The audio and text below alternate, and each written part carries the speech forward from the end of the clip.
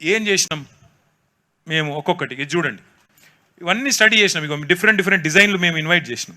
చేసి ఏ రకంగా చేయవచ్చు అంటే డిజైన్ కాంపిటీషన్ ద్వారా ఇన్వైట్ చేస్తే ప్రపంచ ప్రఖ్యాతి కలిగిన ఒక 10 డిజైన్ సంస్థలు వచ్చి డిజైన్లు కూడా ఫైనల్ చేసినాం. ఈయన కొత్తగా అది కూడా చేసి అక్కర్లేదు, వాటిని తీసుకొని ముంగట పెట్టి అధికారులకి అయ్యా చేయండి అంటే సరిపోద్ది, కొంపలు గులగొట్టమని చెప్పాల్సిన అవసరం లేకుండా ఈ పని చేయవచ్చు. ఇవన్నీ కూడా ఆయనకు ఆల్రెడీ ఇచ్చినాం, గవర్నమెంట్లోనే ఉన్నాయి ఇవన్నీ. ఇవి చూడండి ఒక్కసారి. ఇవన్నీ మూసీ తీరంలో కేసీఆర్ గారి ప్రభుత్వం చేసిన పనులు సుందరీకరణ.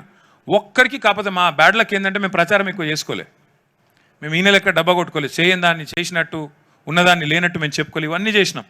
ఇవా నాగోల్ బ్రిడ్జ్ సుందరీకరణ చేసినాం, బేగంపేటలో చేశాము, గండిపేట ఈకో పార్కు, నిన్న రేవంత్ రెడ్డి గారు రిబ్బన్ కట్ చేసిండ్రు కదా కొత్తవాళ్ళు కూడా ఈకో పార్క్ అని, అది కూడా కట్టింది కేసీఆర్ ప్రభుత్వమే. 90% మేము ఉన్నప్పుడే పూర్తి చేసినాము. ఈయన కావాలని ఆపి 2 ఏళ్ళు ఆపి ఈయన చేసినట్టు పోజులు కొట్టి నిన్న వచ్చి రిబ్బన్ కట్ చేసిపోయినాడు. అది కూడా కొత్తవాళ్ళు కూడా ఈకో పార్క్ కూడా మూసీ సుందరీకరణ కార్యక్రమంలో భాగంగానే 85 ఎకరాల్లో ఆ రోజు కేసీఆర్ గారి ప్రభుత్వం ప్రతిపాదించిందే.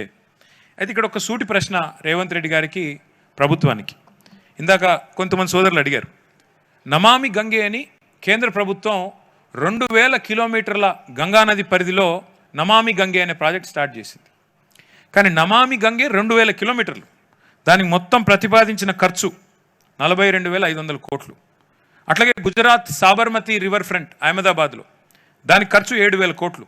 కానీ రేవంత్ రెడ్డి గారు చెప్పే ఖర్చు మరి ఎందుకు ఆయనే చెప్తున్నాడు, నేను కాదు, 1,50,000 కోట్లు. మరి 2000 కిలోమీటర్లలో ఉండే గంగానదికేమో 42,000 కోట్లు ఖర్చు అవుతే 55 కిలోమీటర్ల మూసీకి 1,50,000 కోట్లు ఖర్చు ఎందుకు అవుతుంది? ఇందాక మాట్లాడిన బాధితులు కానీ మేం కానీ ముఖ్యమంత్రి గారికి చెప్పేది, అయ్యా నువ్వు మంచి పనులు చేస్తా అంటే మేము అడ్డుకోవడానికి మేము ఈ నగర పౌరులం, ఈ రాష్ట్ర బిడ్డలం, ఈ రాష్ట్రం కోసం కష్టపడి మా నాయకుడు తన ప్రాణాలకు సైతం తెగించి కొట్లాడినవాడు, మేము వద్దనం. కానీ నువ్వు సుందరీకరణ పేరిట 1000 కోట్లు దండుకుంటాను నా కుర్చీని కాపాడుకోవడానికి, ప్రజలని డబ్బులతో కొనేయడానికి అంటే మాత్రం ఖచ్చితంగా ప్రజా సొమ్మును మాత్రం దోచుకుంటానంటే మాత్రం అడ్డుకుంటాం, అందులో అనుమానమే లేదు. నేను ఇక్కడ ఒక్క మాట దయచేసి మీరు ఆలోచన చేయండి. విచిత్రమైన విషయం, ఆయన అసలు మూసీ కోసం పనిచేస్తుండా లేదా మూసీ పక్కన ఉన్న భూముల మీద కనుబడి ఆపుతున్నాడా మాకైతే అర్థం కావట్లేదు. నేను ముఖ్యమంత్రి గారు ఓపెన్గా అంటున్నాడు, నేను రియల్ ఎస్టేట్ వ్యాపారం చేస్తే తప్పేంటి, ప్రభుత్వం రియల్ ఎస్టేట్ వ్యాపారం చేస్తే తప్పేంది అని ఉల్టా దబాయిస్తూ ఉన్నాడు.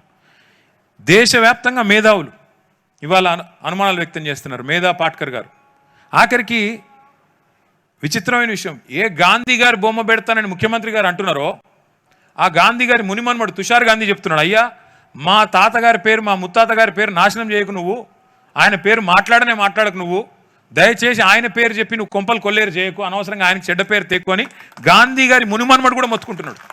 అయినా రేవంత్ రెడ్డి ఇంటలేడు. ఒక్కసారి నేను మీకు